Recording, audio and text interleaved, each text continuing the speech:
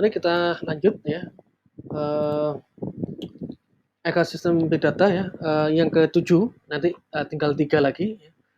Di sini ada namanya benchmarking ya, dari benchmarking. Jadi benchmarking ini perlunya adalah sebelum ya big data itu nanti bisa diimplementasikan oleh data engineer. Ini ada kaitannya dengan simulasi ya. Jadi ada 2 keyword, simulasi dan desain big data. Jadi enaknya sekarang ada ya. Jadi untuk sebuah project, kalau kita punya project dan project itu akan dijalankan, itu kita sudah punya apa namanya ya, semacam software framework yang digunakan untuk melakukan ya dua ini, desain dan simulasi. Misal ini ada big data ya, ada database big data.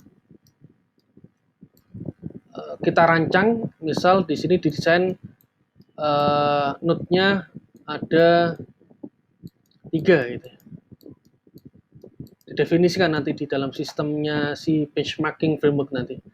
Lalu kita tujuannya misal digunakan untuk machine learning untuk data COVID gitu ya. Machine learning apa namanya, regresi. Datanya ada berapa? Misal ada sekitar 1000 misal. Di benchmarking ya, itu bisa kita simulasikan dengan infrastruktur sekian adanya. Machine learning-nya bahasanya ini, menggunakan algoritma ini, lalu datanya sekian. Nah, nanti akan bisa kita tes ya, terkait performa dari big data yang kita punya. Termasuk nanti misal sumber datanya bukan hanya dari file Excel atau CSV saja nanti, tapi sumber data yang lain yang kita butuh API ya, kita ambil dari websitenya tempat lain ya, website lain. Ya, kalau API itu protokol untuk jalannya kita ambil data dari website lain ya istilahnya ya. Apa namanya? Ya inilah benchmarking bisa kita lakukan untuk ngetes ini ada. Misal visinya saya rubah jadi 4, bagaimana performanya? Apakah turun atau naik? Saya tambahkan 5, apakah turun atau naik? Dan seterusnya. Ya, dan seterusnya. Nah, maka dari itu benchmarking ini adalah tugas dari data engineer, bukan data scientist ya, data engineer. Untuk mensimulasikan ya, ini kalau saya butuhnya sekian, sekian, sekian, datanya sekian, pas enggak ya? Nah, maka benchmarking inilah yang tolak ukur ya, tolak ukur untuk melakukan apa namanya, simulasi ya dan desain ya. Jadi kalau saya kutip dari Hadoop Apache.org ya, ini ada salah satu service-nya namanya GridMix 3 ya. Dia nyebut ya, GridMix is a benchmark for Hadoop cluster.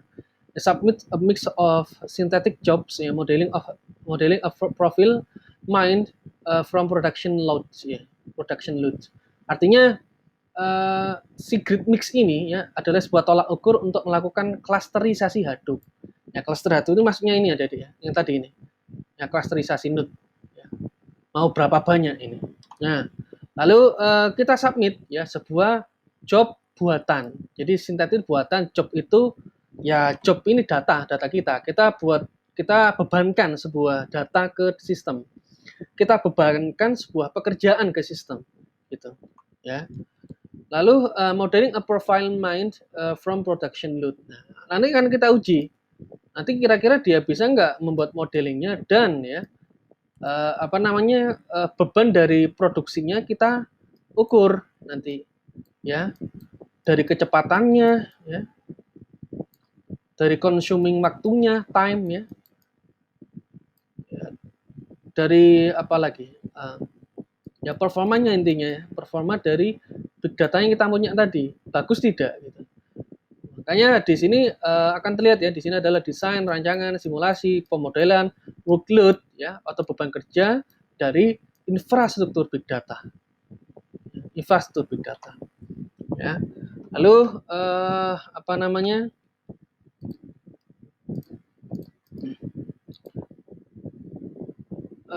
ini ya bukan tugasnya data scientist ya. Ini bukan, sekali lagi bukan tugasnya data scientist ya, jadi tugasnya DE ya, data engineer, data engineer. Karena kenapa kalau data scientist itu dimasukkan ke sini juga, waduh, tugas data scientist sendiri itu juga banyak. Yang kemarin saya berikan contoh itu ada 6 step itu ya, ada 6 step. Maka berat sekali ya masing-masing di antara keduanya. Tapi kalau memang sudah punya keahlian, memang sudah pekerjaannya, maka itu akan jadi mudah. Ya. Intinya si DE nanti ya, data engineer nanti menyiapkan ya, si DE nanti menyiapkan infrastruktur TI-nya. Ya. Nomor 8 ya, sistem deployment. Ya. Jadi ini adalah apa Dede ya? Sebuah environment kita untuk melakukan rilis aplikasi. Rilis aplikasi. Jadi kalau aplikasi sudah teruji ya Dede, sudah oke, ini akan ada sebuah ekosistem baru kita nyebutnya, tempat deploy. Namanya saja deploy ya. Jadi untuk kalau ikonnya itu kayak ada pesawat terbang gitu ya, untuk siap diluncurkan gitu ya, siap diluncurkan. Apollo ya, ada Apollo. Siap diluncurkan untuk dirilis aplikasinya. Mungkin nanti versi aplikasi F1, versi 1 atau versi 2 dan sebagainya dirilis. Nah, ini di sinilah tempat deployment-nya. Nah, tugasnya adalah ya menyiapkan infrastruktur big data ya. Bukanlah tugas yang mudah ya untuk seorang engineer. Karena dia akan melakukan ini ya, yang biasanya dia hanya berada di ekosistem yang sederhana, lalu ketika masuk di big data ya dia harus menerapkan aplikasi baru itu ke dalam cluster big data. Jadi di sini deployment-nya, lalu dia ada kaitannya dengan big data. Jadi di tengah-tengah nanti ada deployment di situ yang akan tersambung ke big data. Ini beberapa pilihan framework ya untuk deployment. Jadi misal kalau nanti aplikasinya yang mau dirilis itu ada perbaikan atau ternyata ada bug ya, bug itu error ya, error setelah dilakukan pengujian sistemnya, ini bisa diperbaiki ya, tidak dari awal, tinggal melihat baris mana yang ada bugnya. Jadi dari coding itu kan banyak ya, nanti tinggal dicari ya, dan nanti biasanya ada log di situ, log dari perbaikan sistem, filenya yang mana, gitu. Ya, karena pekerjaan ini akan banyak orang, melibatkan banyak orang ya, sehingga ada programmer 1, programmer 2, programmer 3, atau data engineer 1, data engineer 2. Nanti akan kelihatan siapa saja yang melakukan editing script ya, yang melakukan eksekusi script, itu akan kelihatan semua. Makanya perlu tempat yang namanya deployment aplikasi. Oke, ini ada Mesos, Who, ya, Apache Ambari dan lain sebagainya. Ketika ini semua oke, ya, nanti sistem baru bisa dirilis, ya, baru dirilis. Oke, sekali lagi ya, bukan tugasnya data scientist ini. Jadi ada deploy sendiri, ada orangnya sendiri yang bagian deployment ya, untuk melakukan instalasi dan konfigurasi komponen ke big data. Nomor 9, service programming. Oke, ini cukup menarik karena di bagian ini kita itu memberikan kesempatan kepada website lain atau user lain ya, yang sama-sama sedang mengerjakan sebuah project, misal ya machine learning gitu ya, machine learning misal, learning ya. Nah, kita sudah membuat sebuah model ini. Nah, kita kita ingin misal ya menyewakan ya, misal dalam 1 bulan kita sewakan model kita itu misal 5 dolar gitu, $5 misal. Nah, kita berikan ya sebuah service, ini biasanya namanya REST ya, Representational State Transfer, sehingga data scientist itu tidak, bahasa mudanya itu enggak, model itu tidak dimiliki sendiri gitu, tapi dipinjamkan ke tempat yang lain. Ada yang bisa lihat ya, banyak penyedia service-service machine learning yang dia itu menyediakan service programming. Ya, jadi machine learning service programming. Misal ya, nanti bisa dilihat, nah punyanya Windows itu ada Azure Machine Learning. Ya, punyanya Windows itu. Kalau punyanya IBM ya, itu dia punya juga IBM. Saya lupa itu apa namanya, IBM Watson atau SPS model nggak salah.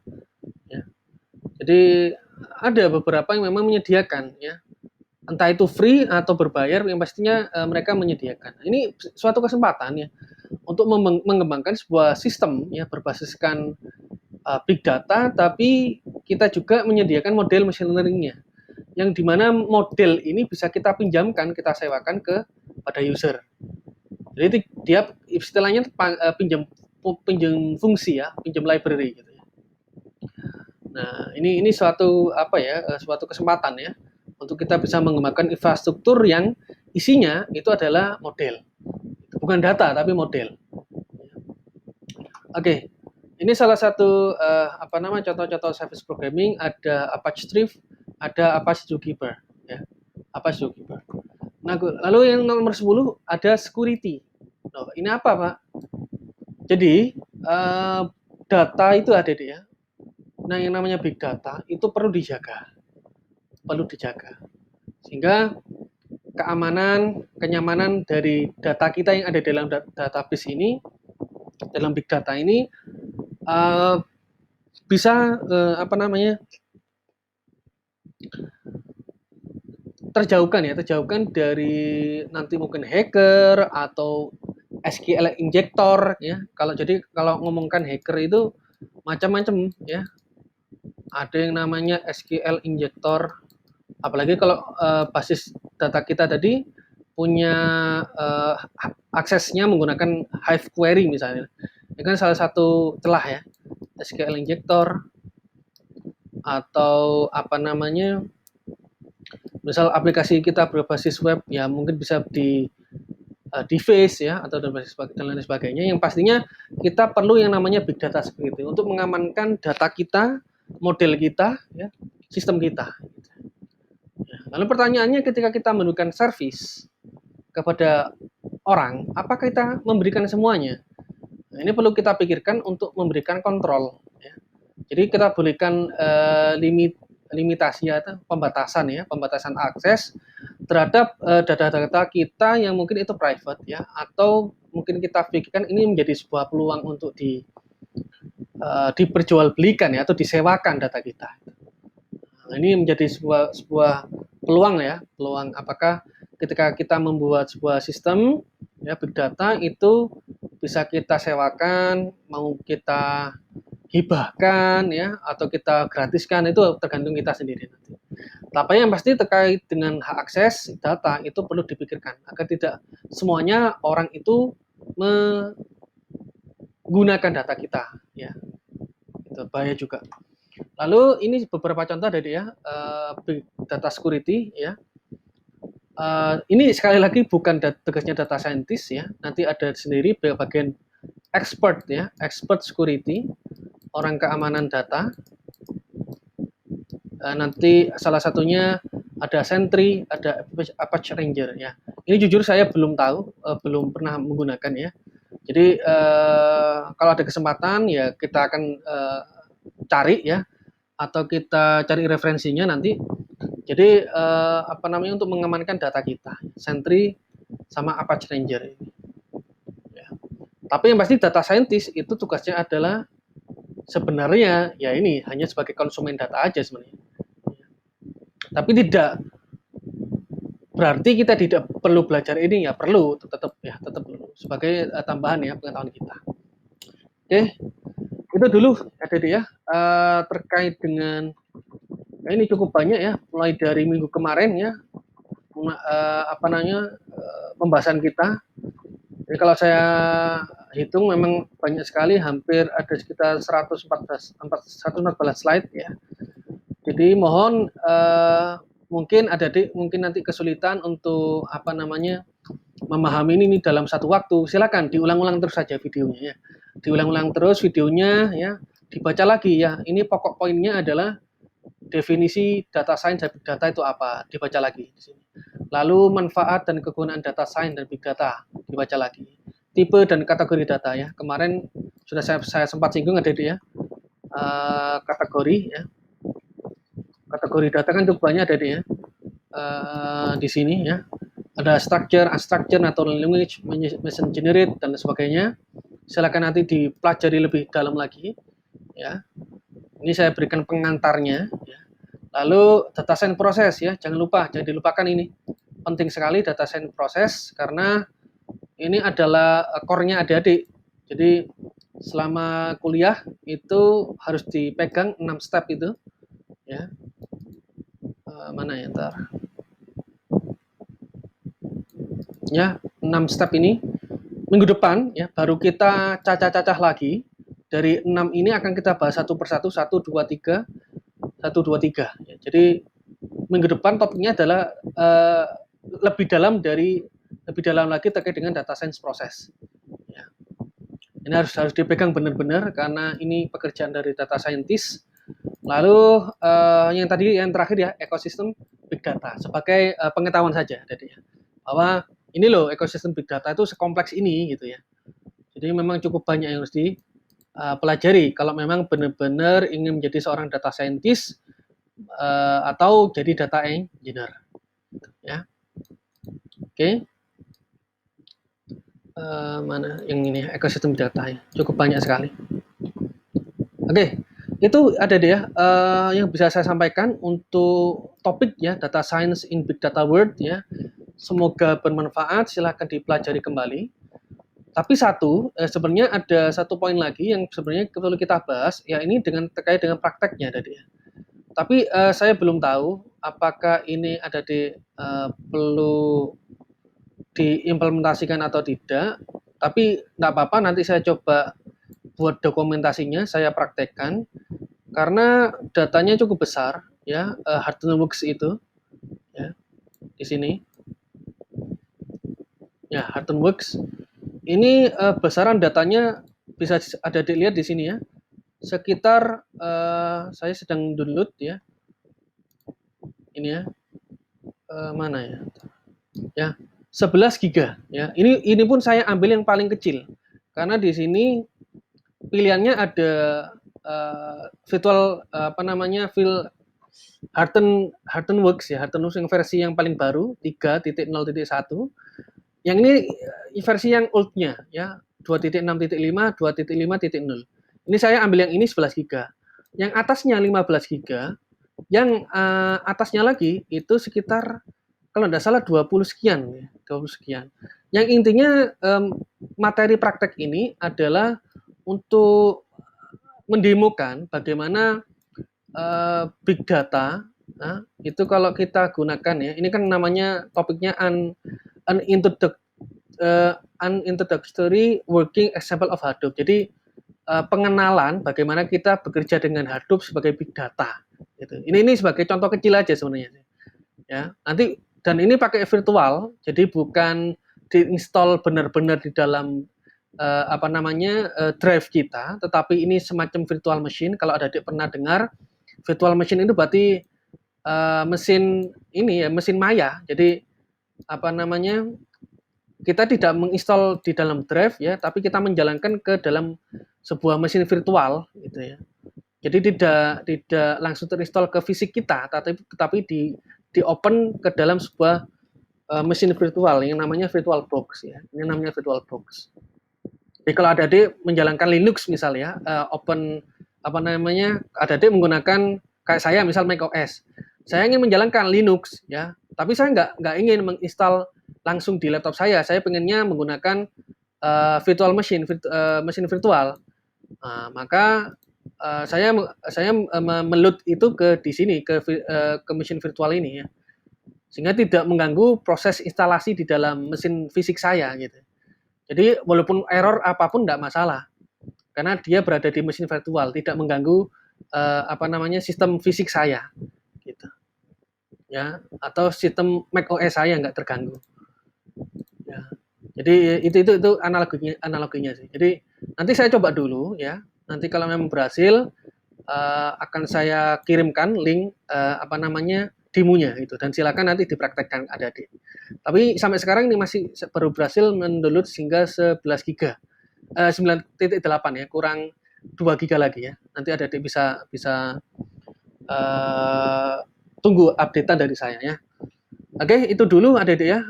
Sampai jumpa di pertemuan berikutnya.